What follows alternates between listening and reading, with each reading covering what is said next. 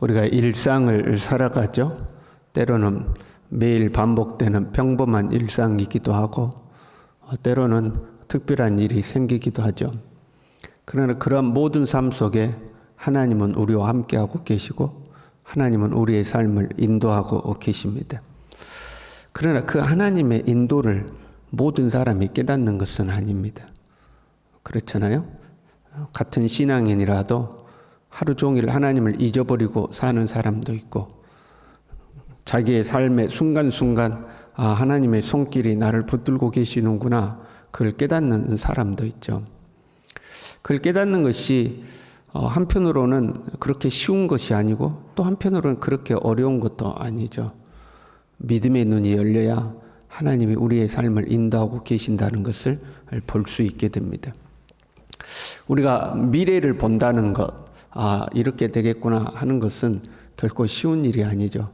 그런데 하나님이 우리의 삶을 이렇게 이끌어 가시겠구나 하는 것을 이제 믿음의 눈으로 보는 거죠. 지금 성전에 예수님께서 이제 성전에 들어가는데 예수님을 보고 이분이 그리스도시구나 하고 깨닫는 두 사람의 이야기가 오늘 본문에 나와 있어요. 사실 그건 참으로 어려운 일이죠. 우리가 어떤 아이를 보고 이 아이의 미래가 이렇게 되겠구나 이걸 깨달을 수 없는 거잖아요. 그렇잖아요. 우리의 일상에서 하나님이 나와 함께 하시는구나, 하나님이 나를 인도해 가시는구나, 이걸 우리가 믿음의 눈으로 보지만 구체적으로 이게 이렇게 되겠구나 이걸 깨닫는 것은 쉬운 일이 아니잖아요. 그런데 아기 예수님을 보고 이분이 그리스도구나 하고 이제 깨닫는 사람들이 등장하는 거죠. 22절에요. 모세의 법대로 정결 예식의 날이 참에, 이 모세의 법은 이제 율법을 말하는 건데 율법에 의하면 산모가 아들을 낳으면 7일 동안 부정해요. 그리고 33일 동안 이 집에 머물러야 됩니다. 교회에 나갈 수도 없고 예식에 참여할 수도 없죠. 여자를 낳으면 2배가 됩니다. 14일 동안 부정하고 66일을 머물러야 합니다. 어떻게 보면 그 당시에 여성에 대한 하나님의 배려라고 할 수 있죠. 산모에 대한 산후조리 하라는 거잖아. 산후조리를 그 정도는 해라 이제 이렇게 해놓은 거죠. 그렇게 해서 그 기간이 지나면 번제를 위하여 번제와 속죄제를 드려야 되는데 번제는 1년 된 어린 양을 드리고 속죄제는 집비둘기 새끼나 산비둘기를 드려야 하게 이제 정해져 있습니다. 그런데 번제로 양을 드리는 게 쉬운 일은 아니잖아요. 이게 출산하고 나서 하나님 앞에 감사헌금 드린다고 생각하면 쉽죠. 오늘날로. 그런데 양을 한 마리 드려야 된다. 이게 부담될 수 있는 사람들 있잖아요. 그래서 양을 드리기에 형편이 어려운 사람들은 산비둘기 2마리나 집비둘기 새끼 2마리를 가지고 와서 하나는 번제로 하나는 속죄제로 드리게 되어 있습니다. 오늘 본문 말씀 보면 마리아는 이제 비둘기 2마리를 가지고 왔다 이렇게 되어 있죠. 형편이 넉넉하지 않았음을 알 수가 있습니다. 그리고 23절에 보면 첫 해에 난 남자마다 주의 거룩한 자라 하리라 이렇게 되어 있어요. 이것은 유월절을 제정하면서 함께 제정된 규례죠. 애굽에서 출애굽할 때 10가지 재앙을 내리는데 마지막 재앙이 장자의 죽음이었습니다. 그 장자의 죽음 때에 유월절을 제정하시고 무교절을 제정해요. 2가지 절기가 그때 생겨요. 그리고 하나의 규례를 만드는데 초태생은 다 하나님의 것이다. 그래서 초태생은 사람이든 짐승이든 하나님께 바치게 되어 있습니다. 근데 짐승은 첫 새끼는 하나님께 바치면 되는데 사람을 죽일 수는 없잖아요. 그래서 사람은 대속하게 되어 있죠. 짐승의 새끼로 대속하든지 이렇게 되어 있어요. 근데 민수기에 가면 광야에서 인구조사를 하는데 그 인구조사를 하면서 레위 지파를 하나님 앞에 이 장자의 몫으로 구별하여 이제 바치게 됩니다. 인구조사를 해보니까 레위 지파의 레위인들이 22,000명이었어요. 다른 지파의 장자의 숫자를 세보니까 22,273명이었습니다. 그래서 그 장자를 레위 지파로 대속하고 레위 지파는 이제 평생을 하나님 앞에서 살아가야 되는, 하나님께 바쳤으니까요. 레위 지파는 그렇게 하나님 앞에 살게 되죠. 근데 숫자가 안 맞잖아요. 273명이 장자의 숫자가 더 많잖아요. 그래서 이 273명에 대해서는 5세겔로 속전을 하게 했습니다. 그 생명값을 내도록 한 거죠. 이게 규례가 되어서 이 이후로 태어나는 장자들에 대해서는 5세겔의 속전세를 이제 내게 되어 있는 거죠. 예수님은 이 속전세를 이제 내러 간 거죠. 예수님이 장자니까 속전세를 내러 간 거죠. 지금 예수님이 어릴 때부터 율법이 정한 모든 과정을 지키고 있는 것을 볼 수가 있습니다. 율법 아래 태어나서 율법이 정한 그 규례를 지키고 있는 거죠. 사실 예수님은 죄가 없으시기 때문에 율법에 매일 필요도 없는 분입니다. 그런데 율법 아래 있는 우리를 구원하기 위해서 율법 아래 태어나시고 율법의 모든 것을 지키시죠. 이게 대표성의 원리로 이해하기 쉬운데요. 우리를 대표해서 죽으시잖아요. 그러니까 우리하고 똑같은 처지로 태어나신 거예요. 율법 아래 태어나서 율법 아래 있는 자들의 대표가 되어서 우리를 구원하시기 때문에 그 율법의 모든 것을 지키시죠. 나중에 세례를 받을 때 세례요한이 아니 당신이 나한테 세례 줘야지 어찌 내가 당신에게 세례를 줍니까 하니까 이렇게 하는 것이 하나님의 의를 이루는 것이다 하고 세례를 받으시죠. 그 또한 모든 율법의 과정을 지키시는 겁니다. 자, 어찌됐든 그렇게 해서 율법의 규례대로 예루살렘에 가서 한편으로는 번제와 속죄제를 드리고 한편으로는 예수님의 이제 장자니까 속전을 하러 예루살렘 성전에 올라갔는데 이때에 이 아기 예수가 메시아라는 것을 그리스도라는 것을 알아본 두 사람의 이야기가 이제 기록되어 있는 거죠. 25절에요. 예루살렘에 시므온이라 하는 사람이 있었어요. 이 사람은 의롭고 경건하여 이스라엘의 위로를 기다리는 자라 성령이 그 위에 계시더라 했어요. 이 사람이 그리스도를 보기 전에는 죽지 않으리라 성령의 지시를 받은 거예요.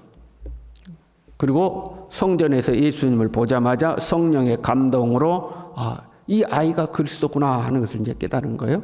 그리고 이제 29절에 이 감사 찬양시를 하는데 이렇게 해요. 주제여 이제는 말씀하신 대로 종을 평안히 놓아주시는도다. 이분의 나이가 기록되어 있지는 않지만 상당히 나이가 많았을 거라고 우리가 느낄 수 있죠. 왜요? 첫 번째 감사가 뭐였어요?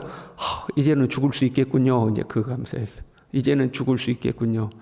그리스도가 오시기 전에는 안 죽는다 그래가지고 못 죽고 있었는데 주제여 감사합니다. 하나님 감사합니다.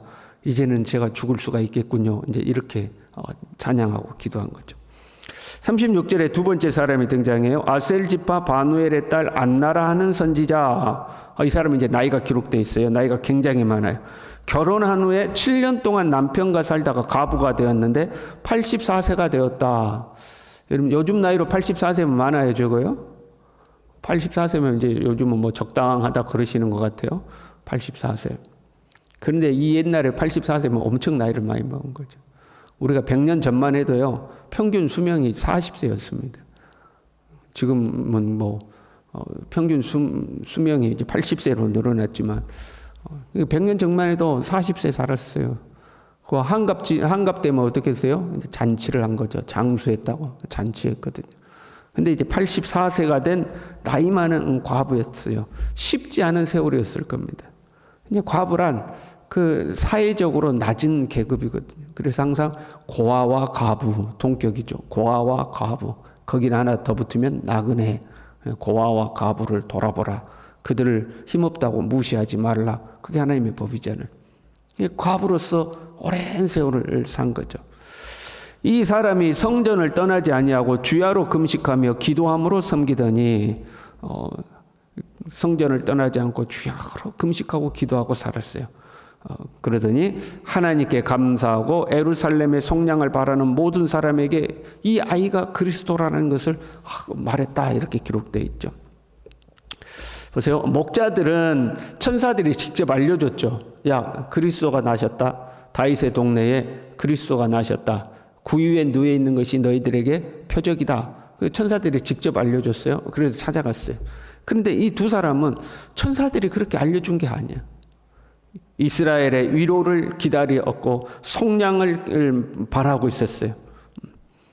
그랬더니 성령의 도우심으로 그리스도를 깨달은 거죠. 이게 그리스도의 오심을 기다리고 있다가 아기 예수를 보고 이분이 우리가 기다리고 있는 그리스도다 하는 것을 깨닫는 거. 이게 여러분 절대 쉬운 일이 아니죠. 그 갓난 아기를 보고 이분이 그리스도다 하는 걸 이게 쉬운 일입니까? 엄청 어려운 거죠. 시므온은요, 의롭고 경건하여, 이 사람은 의롭고 경건한 사람이라고 표현을 해요. 그러나 특별히 시므온은 성령의 사람이었습니다. 25절에요. 성령이 그의 위에 있더라. 26절에요. 성령의 지시를 받았더니. 27절에요. 성령의 감동으로 성전에 들어가. 성령의 사람이죠. 이 성령은 예수님께서 내가 아버지께로 가면 아버지께 말씀드려서 너에게 또 다른 보혜사를 보내주겠다 약속하신 성령이죠. 그리고 약속하신 대로 예수님이 승천하신 후에 제자들에게 성령이 임하시고 그리고 나서 본격적으로 성령이 역사하십니다. 그게 이제 누가복음이 전편이라면 후편이라고 할 수 있는 사도행전에 이제 기록되죠. 사도행전이 성령의 역사를 구체적으로 기록하고 있죠. 그런데 시므온은 이미 그 성령의 감동과 인도 속에 살고 있는 사람.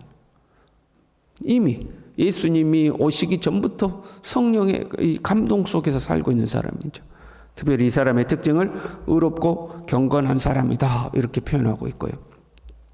이 시므온은 예수님에 대해서 정확하게 예언하죠. 내 눈이 주의 구원을 보았사오니 이는 만민 앞에 예비하신 것이요 이방을 비추는 빛이요 주의 백성 이스라엘의 영광이니이다. 예수님에 대해서 정확하게 예언을 하고 있죠. 그러니까 여러분, 성령이 충만한 사람은 신비한 능력을 행하는 사람이 아니라 예수님을 제대로 알아보고 그 예수님을 증거하는 사람이죠. 이 사람이 성령 충만한 사람인 거예요. 이 안나라는 여인은요, 성전을 떠나지 아니하고 주야로 금식하며 기도함으로 섬겼다 이렇게 돼 있어요. 그럼 보세요. 금식하고 기도하는 것을 섬겼다라고 표현하고 있죠. 현대인들은 이런저런 이유로 교회에서 좀 멀어지죠. 성전에서 멀어지고 기도의 자리에서 점점 멀어지죠. 그렇잖아요. 그래서 교회 안에서 맡은 직분이 있는데 그 직분만 차질 없이 우리가 감당하면 내가 해야 할 바를 한다고 생각하는 경우가 많아요. 그런데 중요한 것은 성전을 떠나지 아니하고 기도함으로 섬기는 거죠. 기도의 섬김이 중요하다 하는 거죠. 사실 이 여인은 과부로 오래 살았기 때문에 실제적으로 이 본인이 뭔가 도움을 줄 수 있는 일이 많지 않았을 가능성이 높죠. 오히려 과부는 구제의 대상이었잖아요. 남을 구제하는 사람이 아니고 구제의 대상이었습니다. 그러나 성전을 떠나지 않고 금식하고 기도한 것을 주님은 귀한 섬김으로 보시는 거죠. 그리고 그 여인에게 예수 그리스도의 증인이 될 수 있는, 아기 예수를 알아볼 수 있는 영광을 허락하신 거죠. 주님은 여전히 우리 곁에 계셔요. 그러나 그 주님을 알아보는 사람도 있고 깨닫지 못하는 사람도 있죠. 예수님이 이 땅에 계실 때도 마찬가지였죠. 예수님이 많은 이적을 보이심에도 불구하고 예수님이 그리스도임을 알아본 사람도 있고 알아보지 못하고 오히려 예수님을 대적한 사람도 있었죠. 우리는 이 시므온과 안나에게서 교훈을 얻어야 돼요. 이 두 사람의 공통된 특징은요, 둘 다 그리스도의 오심을 사모하고 기다리는 사람들이었죠. 주님을 사모하고 기다리는 사람이었어요. 한 사람은 성령의 사람이었고 한 사람은 성전을 떠나지 아니하는 기도의 사람이었죠. 우리도 우리의 삶 가운데 주님이 오시고 그 주님의 오심을 알아볼 수 있는 사람, 주님을 사모하고 기다리는 사람, 성령의 사람, 기도하는 사람, 저와 여러분이 그렇게 살아갈 수 있기를 바랍니다. 기도하겠습니다. 하나님 아버지, 우리의 믿음의 눈을 활짝 열어서 주님이 우리와 함께 계시며 주님의 은혜의 손길이 변함없이 우리를 찾아오고 있음을 깨달을 수 있도록 주님, 우리의 믿음의 눈을 활짝 열어 주시옵소서.